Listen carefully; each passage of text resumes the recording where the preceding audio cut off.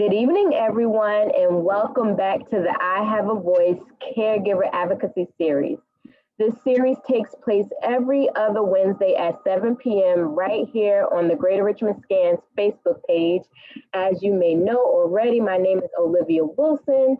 I'm the Trauma-Informed Parent Engagement Coordinator at Greater Richmond Scan, and I'm joined with my lovely, amazing host, my colleague, my coworker, Tamika Daniel, who is the Behavioral Health Community Organizer for Greater Richmond Scan.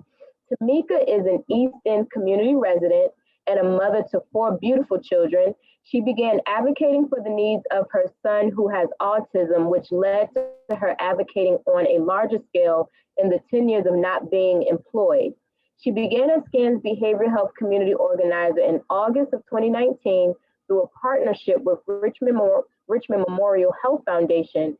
So utilizing her expertise and her experience, she brings Scan's work in adverse childhood experiences, trauma, and resilience to the community through trainings and forums. She also assists in building resilience and facilitating healing through empowerment and connection, and she does it through a trauma-informed and an equity lens. Additionally, Tamika brings her voice and advocacy to meetings and tables throughout the community. And so with that said, we want to welcome Tamika. Tamika, I'm going to hand it off to you because we also have a special guest with us who I would love for you to introduce us to. Oh, good evening, everyone. And as you all may know, we've been gone for a minute, but we wanted to get this conversation right for you guys. And I had someone scheduled in the line, but I'm never one to hold gems to myself, so I really wanted to wait on her. And her name is Carolyn Loftin, and Carolyn Loftin is the Director of Housing and Family Services for Urban Hope. The main areas of focus in Carolyn's work are around being a community liaison for individuals seeking affordable housing, creating pathways to economic stability, and strengthening community partnerships. One of Carolyn's most rewarding responsibilities has been to educate participants in making sound financial decisions that are feasible and practical in relationship to where they are in their financial journey. Believes that good financial management is key to navigating out of poverty. But if the information is not applicable in real life, it can be a very frustrating experience. So thank you so much, Carolyn, for joining us today. And tonight, Carolyn is going to help us talk about finances, specifically how to build good credit and how to start working our way out of debt. We're also going to talk about how to better manage our money through budgeting and saving, acknowledging that these can be difficult things to do with families that have so many other responsibilities. So I'm ready for this conversation. So I'm going to toss this back over to Olivia so we can get started. All right. Thank you for setting the stage for us, Tamika. I too am excited to jump right in. And so, Carolyn, when Tamika and I were kind of discussing really kind of the areas that we wanted to highlight in the conversation, one of the first questions that came up for us that we would love for you to kind of tackle first for us is we were thinking about the relationship that some of us, or maybe a lot of us, may have with money. And so that was the way we wanted to start off the conversation. What type of relationship do you believe or think the average person has with money? Well, when I saw that question, I was like, oh my gosh, they are not playing with these questions. Like, this is question number one. To be honest, I feel like the average person doesn't have a realistic understanding of what they're actually doing. We like to think we do because, when we think about, oh, how many times did you eat out in this week? It's like, oh, I only went a few times. And then you pull out that bank statement and you actually went 5 or 6 or 7 times. And so because we are such a nation that, doesn't go back to look at what we've already done.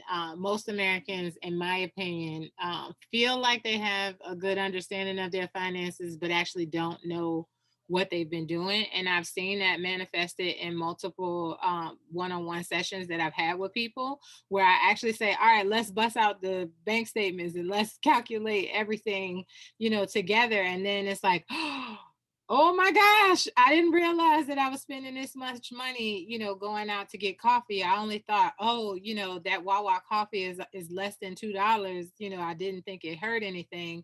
And then come to find out you're actually spending like $15 a week and you had no idea.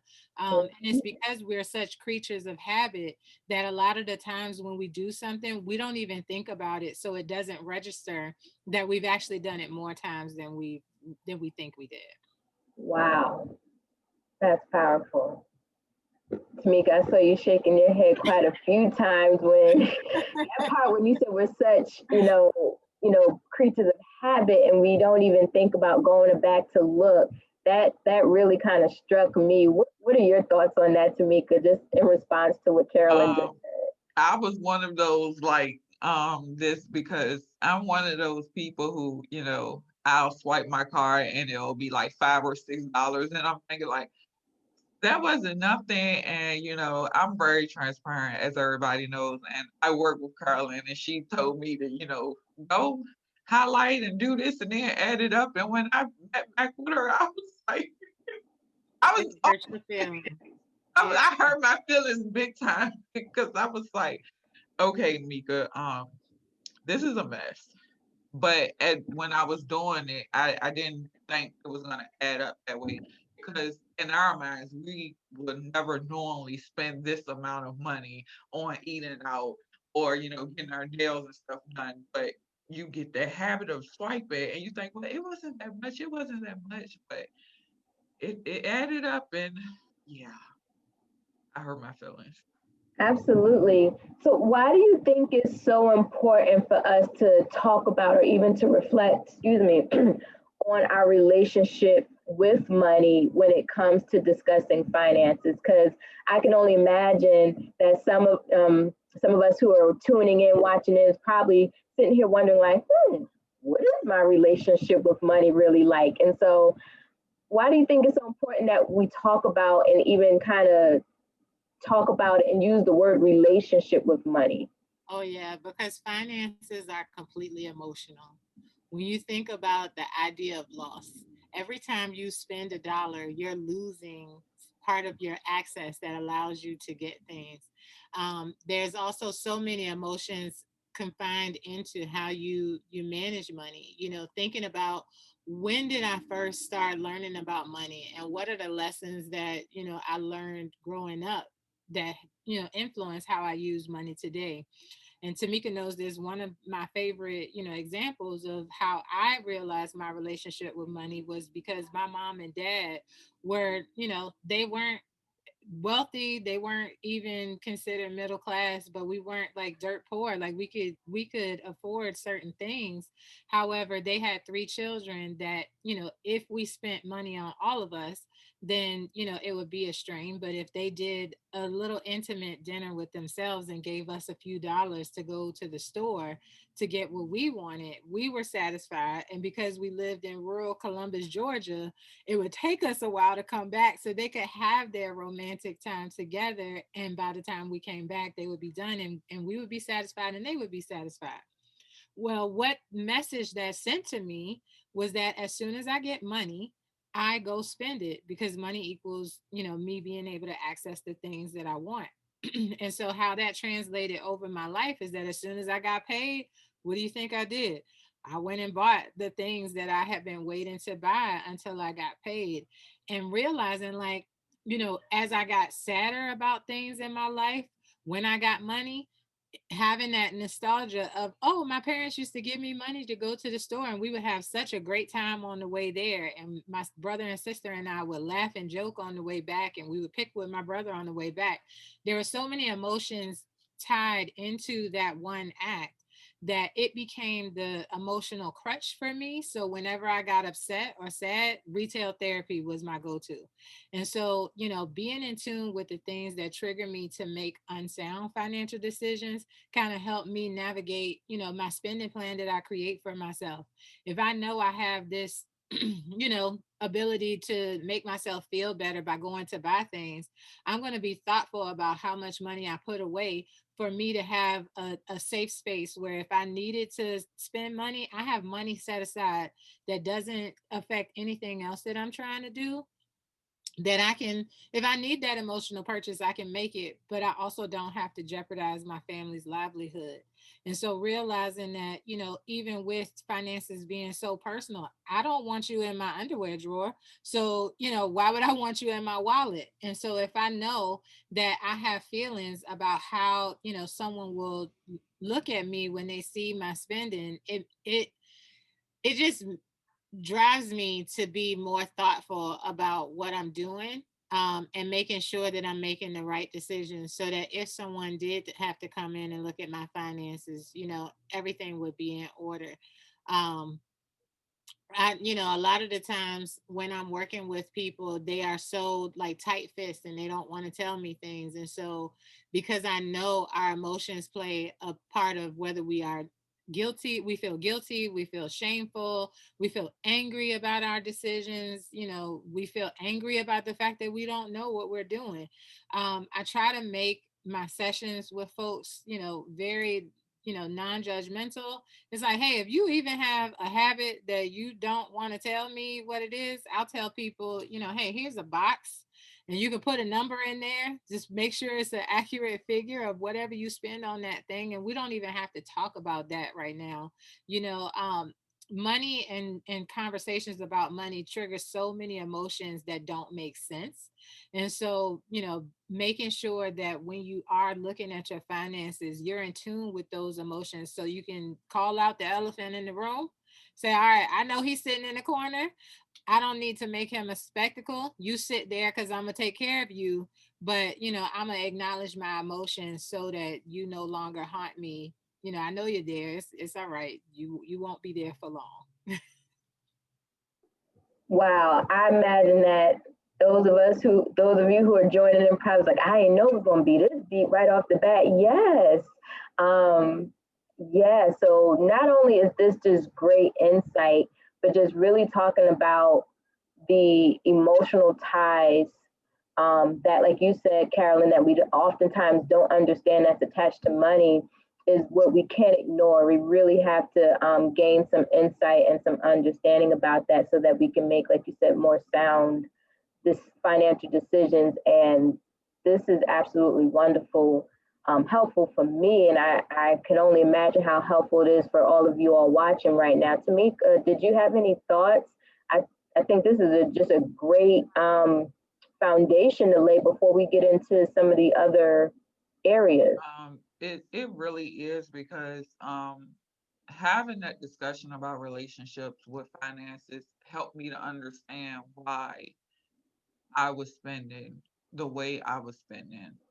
Like even with working with Carolyn, like she helped me realize that I was so used to living off of monthly income. I get paid the first of the month, so I'm buying everything in bulk because I don't know if I'm gonna have money towards the end of the month. So let me go ahead and get it now. Even with me being in a better financial situation, so to speak, my mentality is still I need to buy it now. I need to buy everything in a bulk now because I don't know if I'm going to have it later. Even though that's not my situation anymore, mentally, that's still where I'm at. So it helped me to talk about it and realize that, hey, this is what I'm doing. And, I'm not there. You're not there no more. So how can we, work past that? Right. Absolutely. And you know, one thing that I realized I didn't add is that, you know, our financial status is oftentimes associated with our identity. Yes. And we misconstrue, you know, what we can do financially with who we actually are. And Mm. so when we internalize those feelings, that wraps all your dollars into, how do I feel about myself? What is my self-esteem? And so we are actually traumatized by our ability or inability to, make ends meet for our families, as well as, the pressure of being, the head of household, or being the black sheep of the family who never has been able to manage money in a good way. And so, it's great to be in tune with how you feel about your spending, but how you relate to money in general, so that you can separate that money is money and my identity is my identity. And regardless of whether I have tens of thousands or $0, it never affects my identity. And so, understanding that your relationship to money should be that money is a tool that Mhm. allows me to access things, but money does not make me or break me. Kind of helps you stop having some of those repetitive cycles of mismanaging it. That's awesome. Like you know, just based off of this one question, just makes me kind of realize even more just how beneficial you are in the role that you have. Um, and I don't want to give you the wrong role, but like just financial advisor, financial planning, right? So being a counselor um, in financial planning, um, it does so much more from what I'm hearing than just, let me learn a few little techniques and strategy here, which is what you need, right? To be able to make change. But when you really um, help someone kind of come to that place of realizing the behavior right behind it, the emotions behind it, the learned the patterns from the past, like what did we learn from. I can, that word counselor means so much, when you talk about being a counselor in financial planning and advising. And I can only imagine how it can really help someone, not just in the area of finances, but then also start to explore just other areas. So you know, I can imagine someone might say, what, I may need to talk to another type of counselor after this to explore some other areas that has been Yeah. revealed through my spending or through my behavior as it involves money. So thank you so much for really starting us off in this way. If it's okay with you all, I want to pivot a little bit, if that's okay, and kind of pivot the conversation to talking about credit. I know that we said we were going to talk about credit, so we want to jump into some conversations about credit. And my first question for you, Carolyn, is what does credit or having credit mean to you? And what are some of the misconceptions out there about credit? So to me, credit is another form of access. It's money by another name. When you think about credit, even if you don't think about the monetary side, if you think about street credit, what does street credit get you? It tells people, who you are before they even meet you. Other people begin to vouch for you in situations, and you don't have to worry about certain things, as opposed to when you don't have, that form of street credit. So when you think about credit in general, it just means it's kind of like a report card. It tells people, who you are, what your ethics are as they relate to money. Um, it's a beautiful tool to have. I will say that as a financial coach, I hold a different ideology than a lot of people who do push credit. I think credit is a beautiful thing to have, as long as you have the mindset and understanding of how to use it. Because if you don't, you will be one of the people who will be struggling to get out of debt, because you haven't been properly taught and shown how to use credit to be beneficial to you.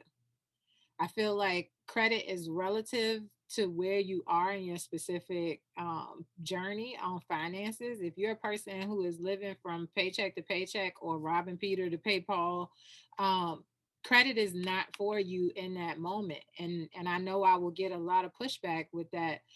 But if you can't already meet your immediate needs, you have no way of being able to meet the needs that come along with accessing credit and using credit. I do think that, eventually, you want to have credit as a different type of financial access for yourself. But if you're having problems managing the day to day, your focus has to be on getting those things intact before you enter the credit arena.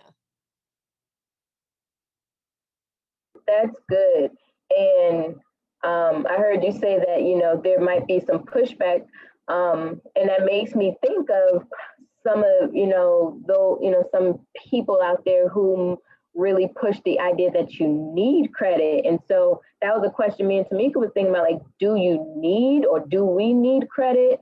If so, why should we have it? Or is it more kind of what you just explained, is kind of just what really works, and where you're at in your, at that time in your financial status? Yeah, so to be honest, we don't need credit if we have the proper mindset, if we have the proper self-control to wait for things. My mom, God rest her soul, she died with no credit debt whatsoever. She paid cash for everything. If she didn't have it and she wanted it, she saved her money until she had it, and when she got her money, she went and bought it with cash. um, and she never owned a home after going into bankruptcy with her first home with my father. But at least my brother and sister and I were not left with a big debt to take care of as her dependents, as her descendants. And so there are ways to live life fruitfully and fully without credit. Credit helps advance some of those things that we desire earlier, but you have to be good stewards of credit to make it work for you, because it's easy to get into debt with credit, and it's completely hard to get out of.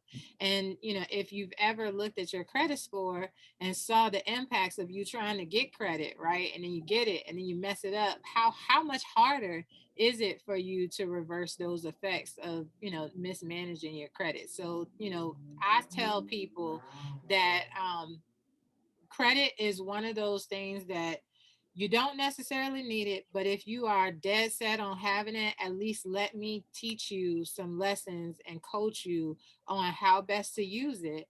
And then let's practice on a small scale how best to use it so that you'll be prepared on a larger scale to use it to your advantage.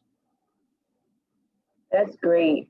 Tamika, did you want to add anything? I think that was just an awesome insight. Oh, child, this is why we waited on her. This is exactly why we waited on her. All I can say is I wish I knew you before I went down that road, like as far as you said about pushback, because when you get out there and you're misinformed, you have people telling you, hey, you need this. And I was one of those ones who I put myself in a position where I'm barely staying afloat with my regulars, but then because I think I need this in order to obtain this or to move in a better space, I need this. Like now I'm in a worse position than I was at first because I didn't have anyone there to teach me about what credit was, what credit meant. And, you know, before I knew what it was messed up.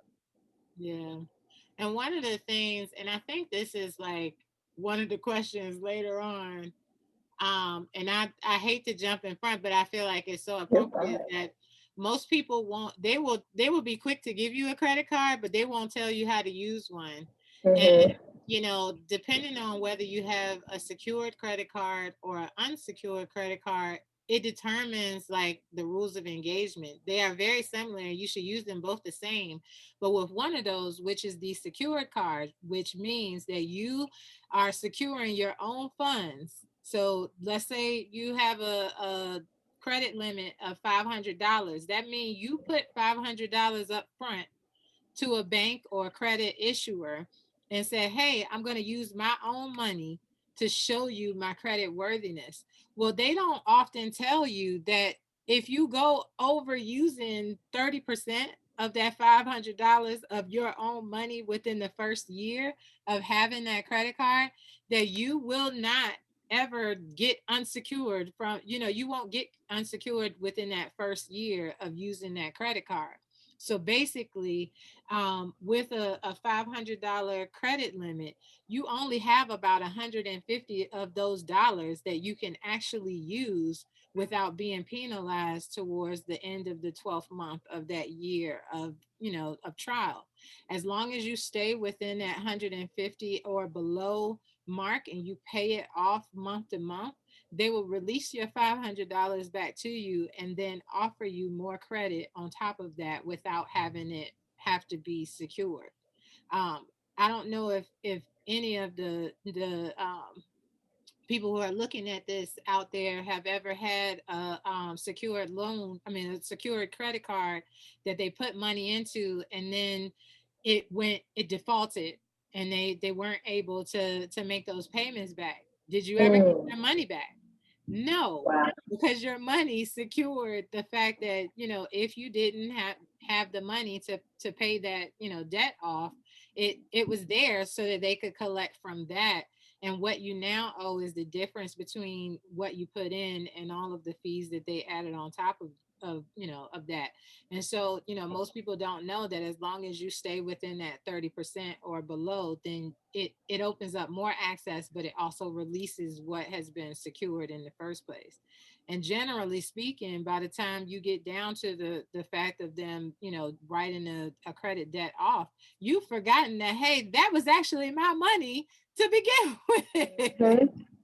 So, understanding those principles, with any credit card, 30% of your credit is all you should be utilizing. If you have to go over that amount, the creditors are looking at you like, dang, you living off credit. We don't need to give you any more money. You've exceeded, what we think you should be using. So, when you sign up for those secured cards, make sure that that's money that you will not miss. Because if you're trying to do a secured credit card with money that you actually use on a day-to-day basis, you only should be utilizing 30% of that.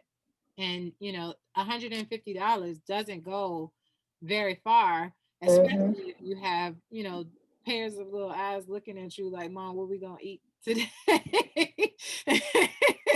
Exactly. But we get, we have those recruiters who are charged with, oh, get these people signed up, but they're not telling you how to use it. Mm-hmm. Exactly. Exactly. I don't think I have any experience with the secure credit cards, but the part about where you said not supposed to be going over 30% over that amount, that's something that I believe I just learned about now.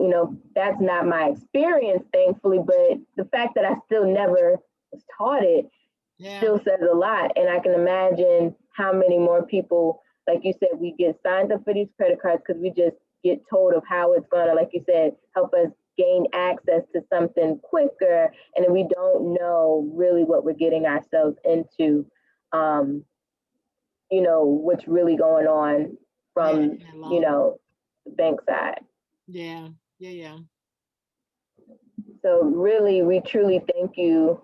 We thank you for that. Still kind of staying along the lines of credit, we oftentimes hear that we sometimes hear the saying that having no credit is worse than having bad credit.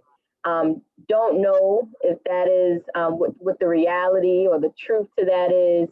What would you say is the difference between having bad credit versus no credit? So I've used that expression, but I don't say that it's worse than having bad credit. I say it's just as bad. Just as bad. Yeah, just as bad. Because if you think about, the scenario where I talked about street credibility, right? Mm-hmm.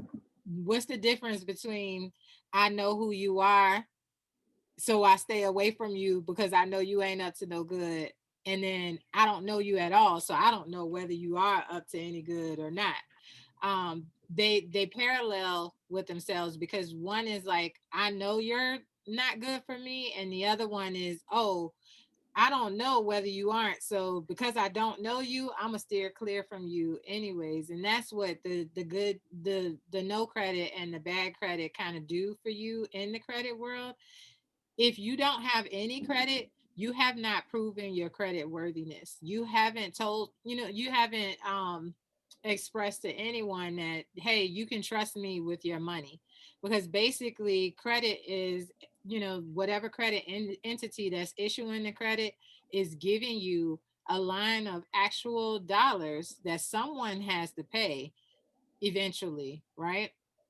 And they're saying, hey, we're going to let you hold this money and you use it as you need it. And you just pay us back over time, but we'll make sure that this money is available to you. And so when you don't have any credit, there's nothing to go by. It's like going to get a job. How do I know that you can do your job and you can bring in whatever revenue we need you to bring in if I've never seen your work ethic before?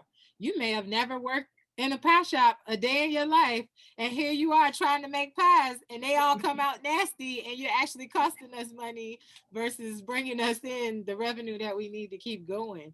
And so Right. that's why I use credit as an analogy of a report card. It pretty much tells people who you are and how trustworthy you can be when it comes to, owning up to your word and actually, putting your money where your mouth is. And so, with no credit, the advantage that it has over bad credit is that there are no negative things hurting you when you actually initiate the act of, gaining credit and start paying it back and doing what you're supposed to do. So there's open opportunities to advance quickly with no credit. With bad credit, when you have bad credit, you're fighting against the old you, right? And no matter how good the new you is, you're still putting it all against, the bad things that you've done. So, you have to work a lot harder to build up from bad credit than from no credit. Absolutely. So let's talk about those two things. So let's talk about steps to building. So let's say we are in the act of gaining credit. What are some steps to building good credit and how do we maintain that? And then after that, let's talk about maybe some ways that we can work towards getting out of debt, Yeah. reversing that bad credit.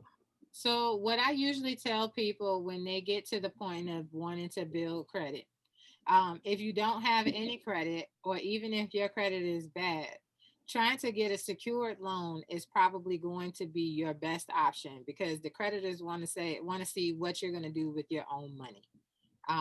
You put your own money on the line, then you get a lot of ears to say, okay, we might help you. Let's see what you do with this. Like I said before, not going over that 30% utilization threshold within the first year. So every month you need to be on time. Every month you don't go 30.5%. Don't try not to even get to 30 within the first year so that you can prove your credit worthiness. But you do want to be using your card. Pay attention to how much of the card you're paying off at a certain time, because you also get penalized for paying off too soon, because now it looks like you're not actually using your card. So try to leave, a few dollars on your balance to carry over so that you can show them, hey, I'm not trying to do this thing interest free, and I'm not trying to get over on you. I do want you to get an advantage for helping me to build my credit to get the other things that I want to get. Before all of that though, making sure that you have a set amount of money that you can put into that secure card that you won't miss at all, because you don't truly have access to all of it if you are trying to build your credit in a positive way. Making sure that your day-to-day expenses can be paid without the credit, understanding that you need to be able to take care of home and house before you enter the credit side of things. And then once you enter the credit side of things, using your credit cards to pay things that you already would be paying. So paying your phone bill is a great thing to do with your credit cards when you get them. Paying for things that you do as far as leisure, that even if you didn't have this credit card, you would already be doing it for yourself. And then making yourself, on the days that you get paid or whenever you have your income coming in, making yourself send those payments to the creditors, for stuff that you would already pay for, and not using that money, for something else. Mhm. Getting in a rhythm of having things automatically, come out from your bank account to make sure that your credit card is paid off, and just, showing that good follow through is really just a rhythm of, I pay for this thing with my credit card, now I pay my credit card off.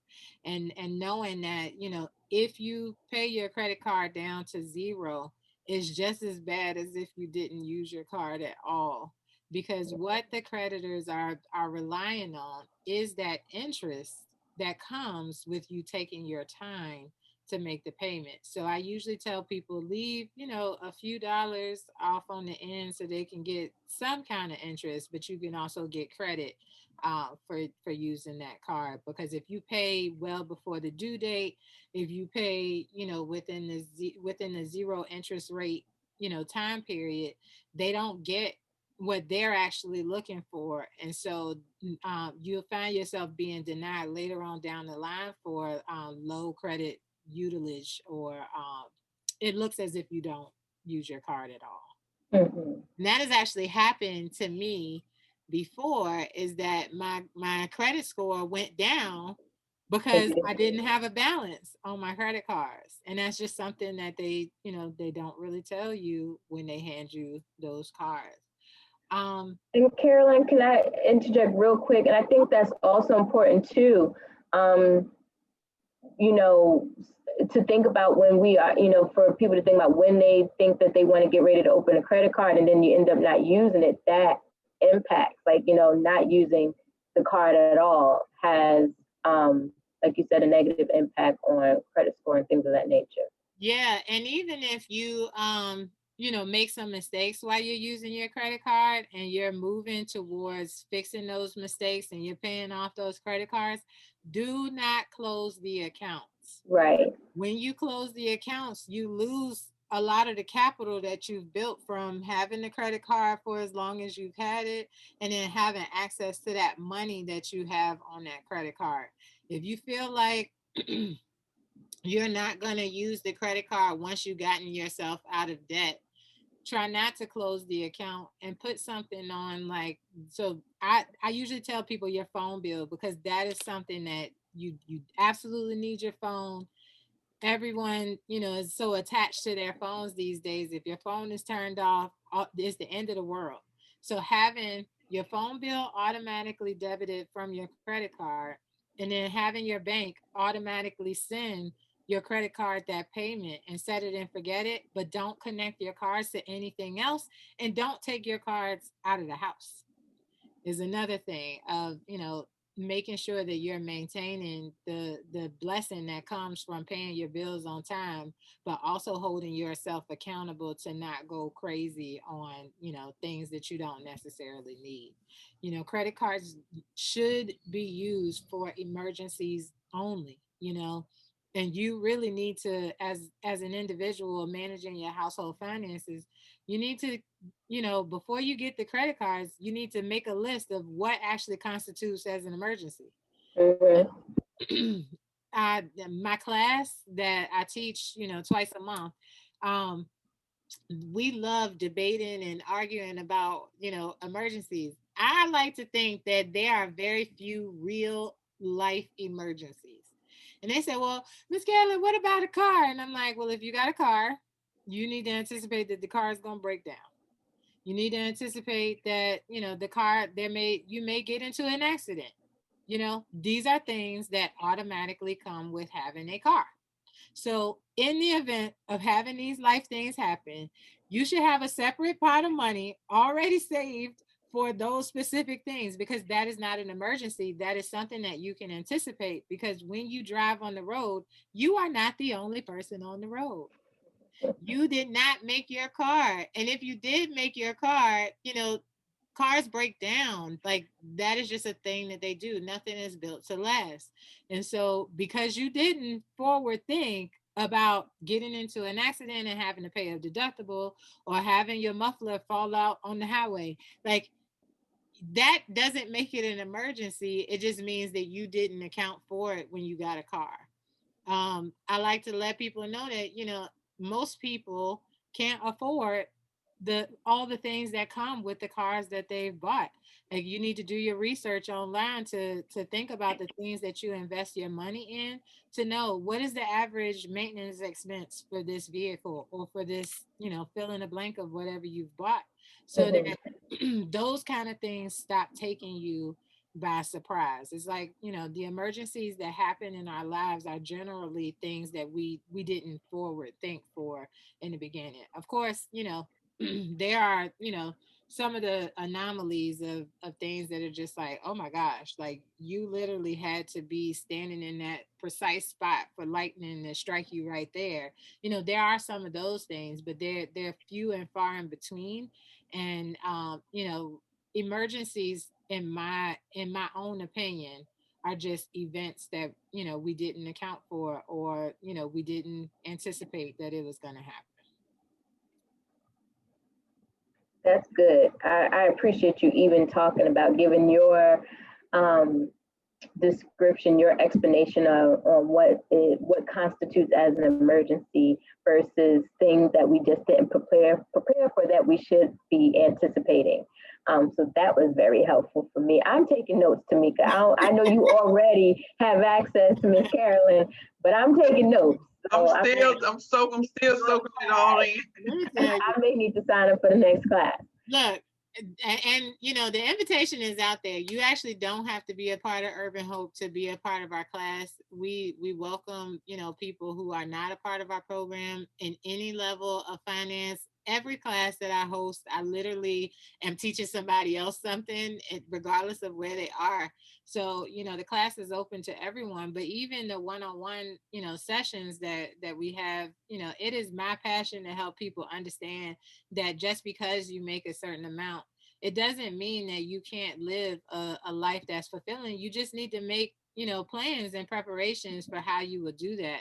And so, yeah, Olivia, if you want to come hang out, either in person or on Zoom or on Google Meet, let me know. Anyone else, if you guys Yes. want to hang out, do so. Viewers, listen up. Take some notes. We're going to make sure you have contact for Urban Hope because I just can only imagine how much this is benefiting um, you. I know it's benefiting myself. And please share this video with your family and friends because it is things that we don't talk about enough. I know our time is dwindling down, and I know, and we can go on, we can talk more and more and more, but we had a few more questions that we just wanted to make sure we hit on. And so you were talking about a plan, the importance of having a plan. And I think that was a good, could be a good segue for us to talking about budgeting and creating plans. Let's start with the question where it says, what are some common mistakes people make when developing a budget and or spending plan? So I'm a little shocked that Tamika let you put the B word in there, because we always talk about the B word being a curse word to me. I don't like it. I don't like that word. I Tamika, you didn't warn me. I feel like, spending plan is more appropriate, because it's literally like you're going into a game or you're going to war. You have to have a game plan when you are trying to tackle something hard. I think about, the people who go to those weird diners and they're like trying to eat these monstrous foods, and they have to strategize how they're going to eat it. And so when I think about even, debt, and even just tackling your day-to-day spending, it's like an elephant. And what's the best way to eat an elephant is one bite at a time, and breaking things out in small chunks so that you can evaluate them. The main mistakes that I see people make is that they don't go back to see what they've done. We're Mhm. such creatures of habit. I tell Tamika this all the time, that, on a monthly basis, we generally spend the same amount, unless there's like a birthday, unless it's a holiday, unless we get an influx of income. Our spending doesn't really change, even if we're not looking at our money. And so, going back to previous times, 3 to 6 months back and looking at the trends of how you spend your money and setting your categories of, of what you want to spend for the month up properly, and then having the wherewithal to go back and say, all right, I said what I wanted to do. Now, what did I actually do? And so taking the moment to, plan out what you want to do, but then also taking another moment to go back and reflect on what you actually did so that you can set yourself up better for the next month. That's pretty much the biggest mistake of, trying to operate on your memory of, what I think I did versus what I actually did, but then also, doing the go back to make sure that that's exactly what you did. That's really good. And you just made me realize that I may have skipped over another really important question. You've been talking about it throughout this whole time, but I know we wanted to ask you specifically about someone who wants to start working their way out of debt. Oh, and so where does that person start? So I would suggest that person, stabilizes what's happening on a day-to-day basis. Look at what you have coming in, look at what you have going out, and see where you can, flex some of those pots. I tell people all the time that, on your day-to-day, on your monthly, spending plan, you need to have like that fun money, that uninhibited money that, if things were going bad, or if something were to happen and you just needed an outlet, if that's something that you do, you need to account for it. And a spending plan basically puts everything in its category and makes everything work. But a lot of times we have this mentality that we will starve ourselves of, the fun things that we want to do completely. And then we get shocked when we get fed up or something happens to derail us, and then we go splurge and act crazy. Well, it's because you've been depriving yourself all of this time. If you work hard for your money, you are capable, more than capable, of telling your money what to do for you, and so creating the parameters to do the things that you like to do, as well as the things that you have to do. And if you find yourself in a place where you're coming up in the negative and you're not able to do those things, now let's start to brainstorm, what are the things that I can add or take out of my life that will help me, make this spending plan balance itself. Whether it's I need to get more employment, I need to get more income, thinking of ways, natural things that you do that, you can generate more income on. Okay, well, if I can't generate more income, then what are the things that I'm spending my money on that I really don't need to be spending my money on? And categorizing the things that are important to your life. I'm looking at everybody move their hands, and we have beautiful nails and things like that. To me, that is a value to allow myself to go get a manicure and a pedicure. So if I want to go get a manicure and pedicure, guess what? I'm walking around the house cutting out lights. I'm buying the little sockets that I can tell Alexa cut the lights off, because I don't want a high utility bill, because that infringes on my ability to pamper myself when I need to.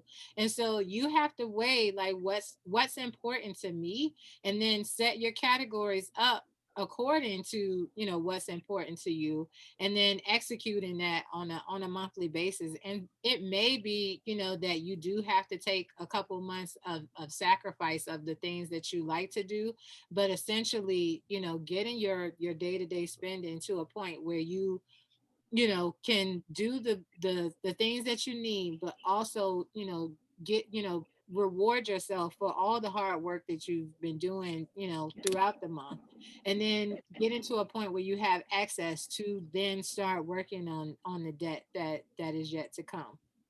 A lot of the times, the debt that we have doesn't affect the day to day, which is why I'm not one of those coaches that says, oh, well, you need to pay all of these things off right now. No, it's all about stabilization, because if your day to day isn't stable, you can pay all of those debts off. They won't do anything for your day to day. You'll still get put out, even though you don't owe anybody anything, if you're not able to manage that day to day.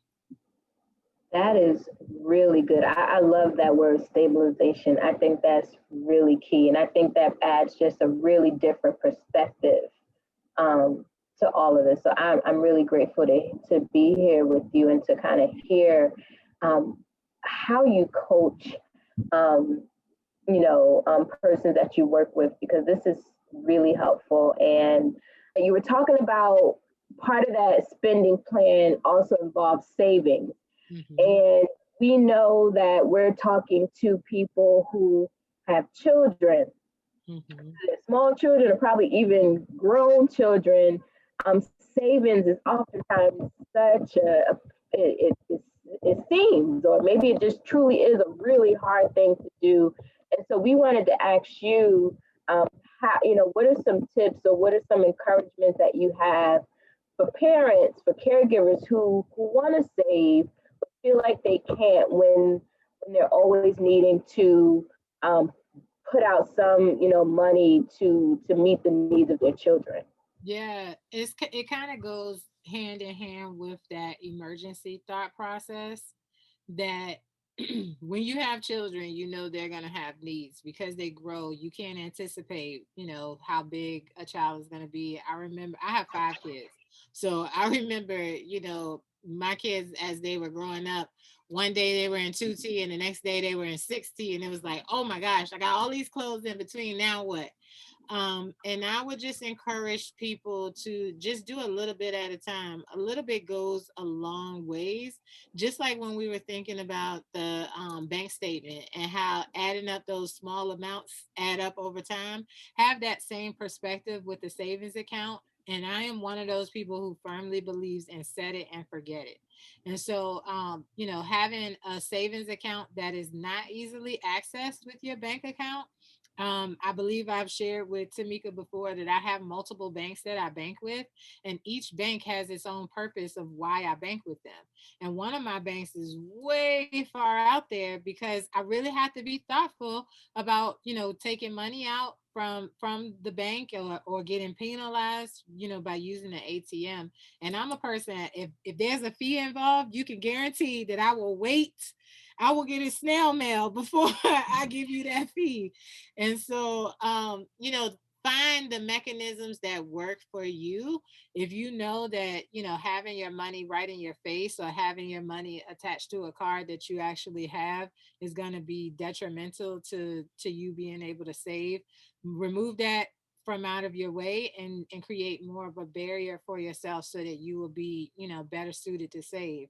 One of my banks allows me to see which accounts have what money in them. So I turn the feature of seeing it, like if I'm in the store and I open up my bank account, I can't see my savings account.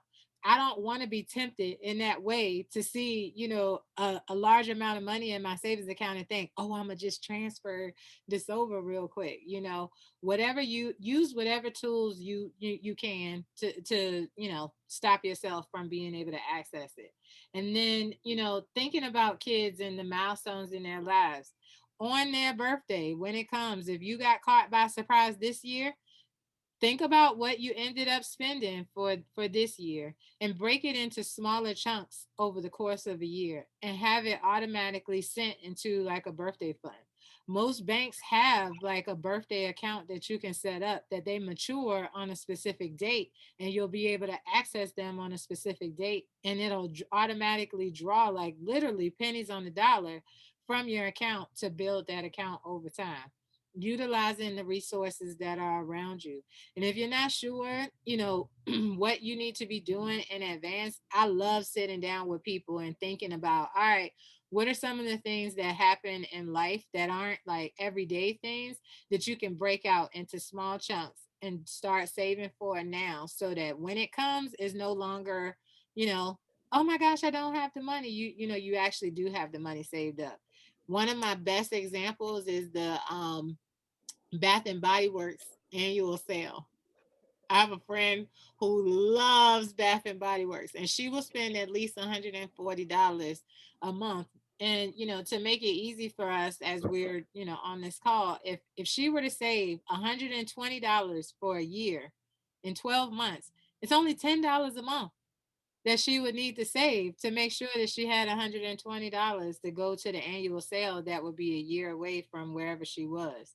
So, sometimes you have to think outside of the box and get creative on what you're doing to make it work. And then also, talking to your kids and explaining to your kids what you're trying to do financially. I know me and my children have family meetings. We talk about my finances. We talk about, what my hopes and dreams are for our family. I ask them what do they see for our family.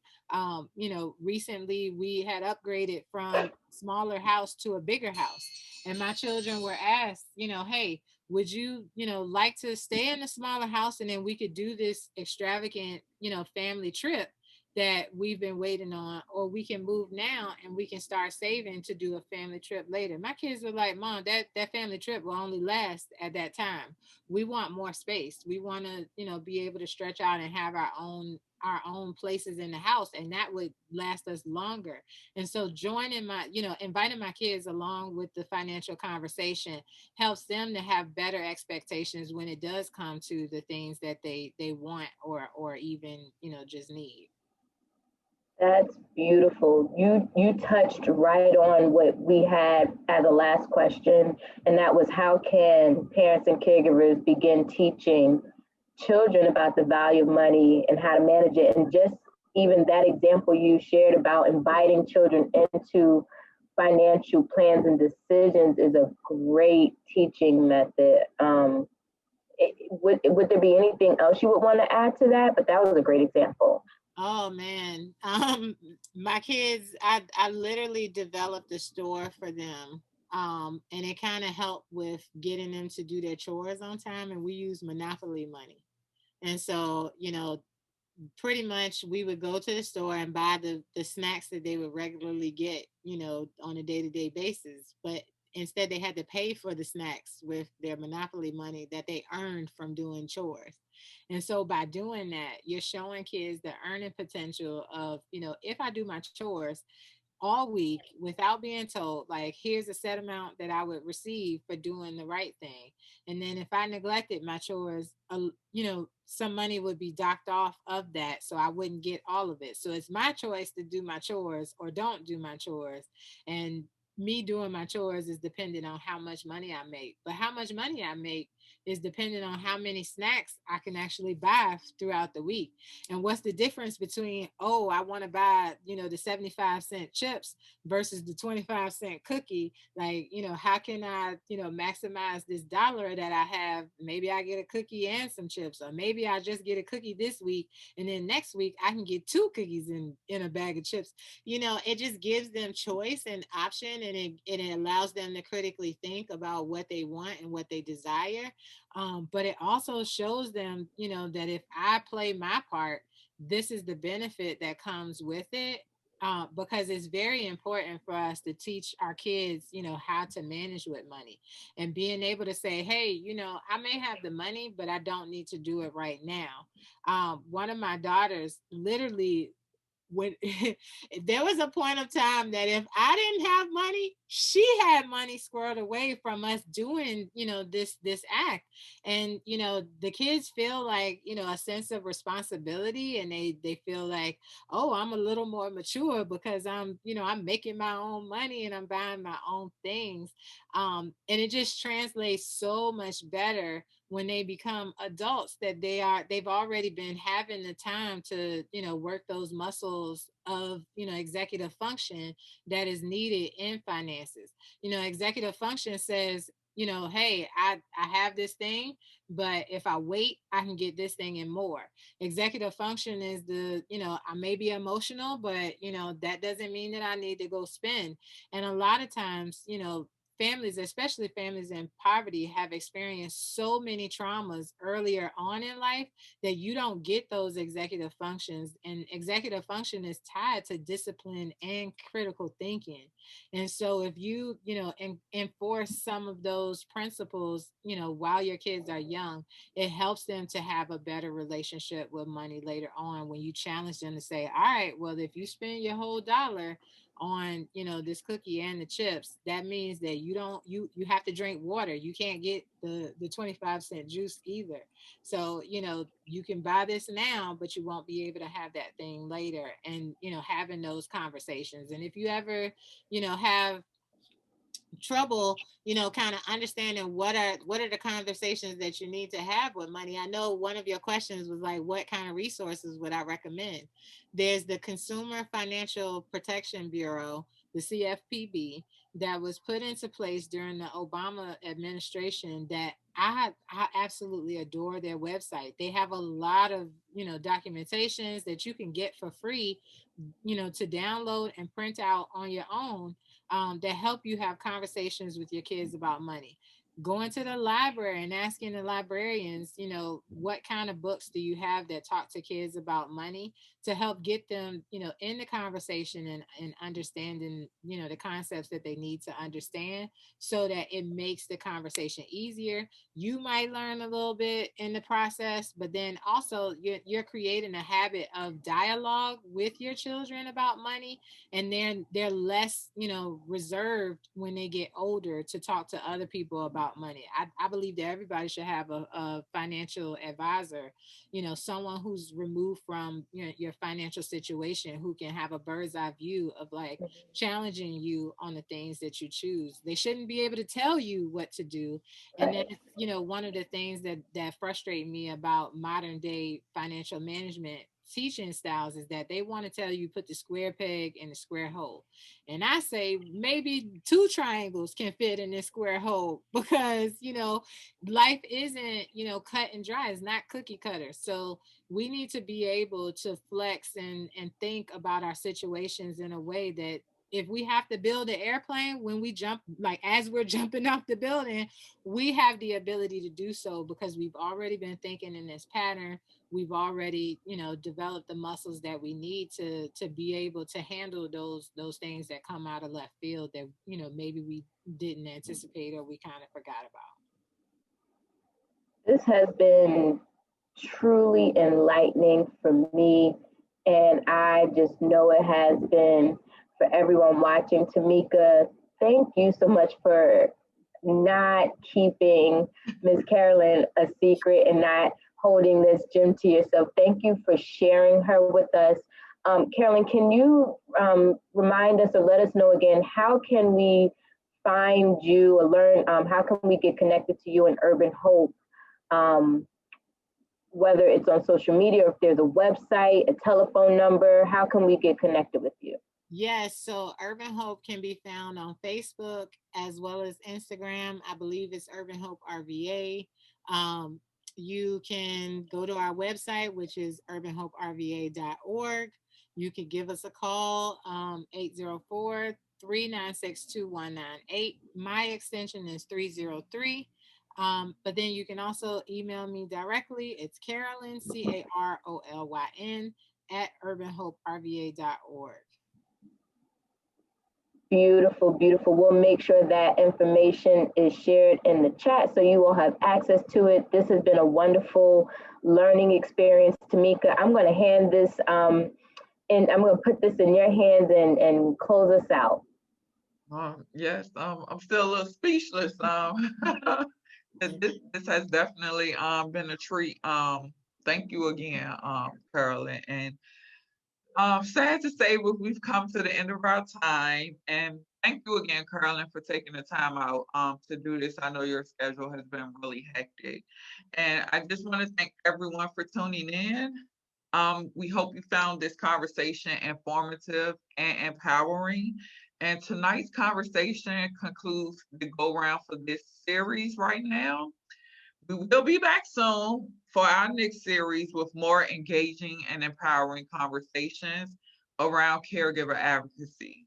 If you missed any of our previous conversations or want to watch them again, be sure to visit Greater Richmond SCAN's Facebook page for all the Caregiver Advocacy Series posts, and also on SCAN's YouTube page. Take care, and we look forward to staying connected with you guys, and we will be back soon. Bye-bye.